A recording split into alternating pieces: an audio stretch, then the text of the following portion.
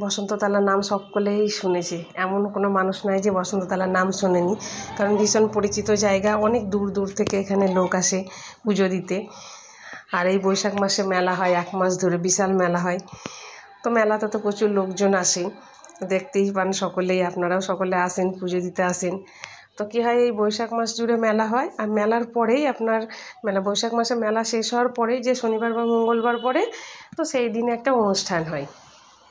সেই অনুষ্ঠানে আপনার হচ্ছে কীর্তন হয়, বাউল হয়, আর এই নরনারায়ণ সেবা হয়। তো আজকে সেই দিনটা, আজকে সেটাই হচ্ছে, আমরাও এসেছি। তো সেই সকাল থেকেই চলছে এইরকমভাবে, নরনারায়ণ সেবাও চলছে আর এদিকে অনুষ্ঠানও চলছে। তা আমরাও ওই দিক থেকে আর কি সেবার কাজ সেরে এসে এখানে খুব গরম লেগেছে বলে এখানে বসেছি একটু। ওই যে একটা দোকানে একটা পাখা চলছে, তো সেখানে আমরা বসেছি। তো এমনিতে কি বসন্ততলা কিন্তু অন্যান্য জায়গার তুলনায় অনেক ভালো, কারণ এখানকার কাজ তো জানেন কী অবস্থা।